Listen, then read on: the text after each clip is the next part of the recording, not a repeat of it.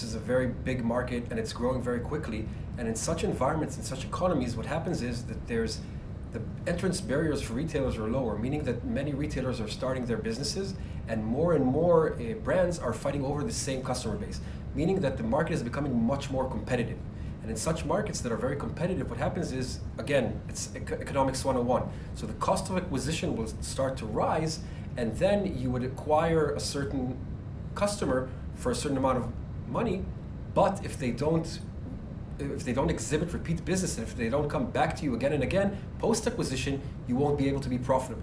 So in such competitive markets, there's a very big need into CRM and discussing and creating these types of relationships with your existing customers, assuring repeat business.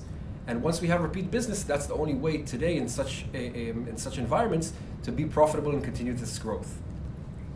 So we're seeing a rise of e-wallets and new payment methods. That's one. Another is large players from outside the region trying to gain a foothold here. And then lastly, the rise of some local players in super apps. Tokopedia in Indonesia or Grab here in Singapore, and that's really exciting to see.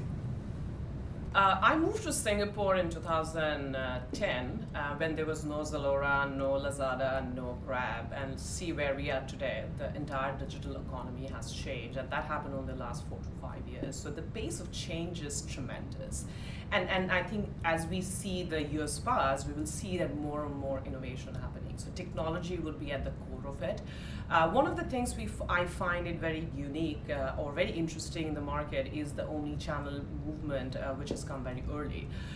We see that companies who were e-tailers moving, in brick and mortar and vice versa. So that's interesting, and I think that will evolve in the coming years.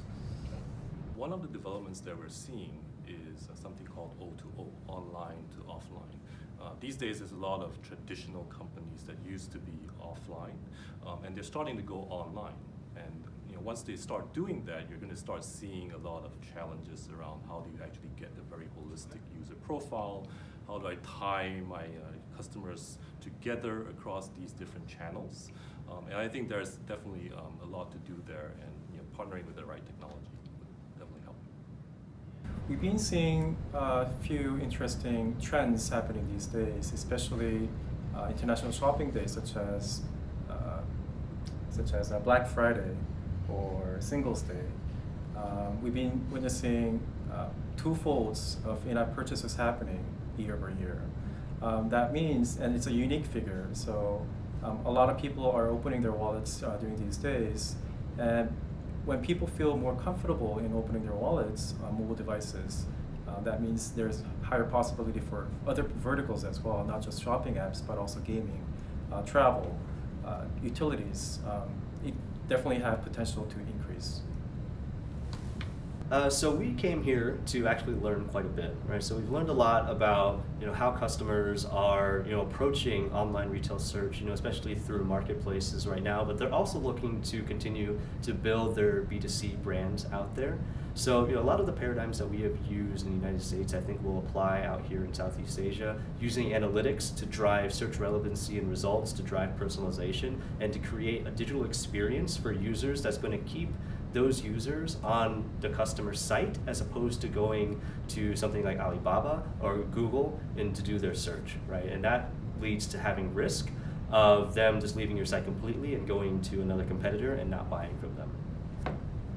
I think there's a couple of developments in the region that are really important, and what's really important to us is that we're seeing the adoption of artificial intelligence to create better and really unique customer experiences. So obviously in the e-commerce world, it's very competitive, and so it's all about creating experiences that are going to drive value for customers and have people stay longer on site, increase the average order value, and really create that customer loyalty.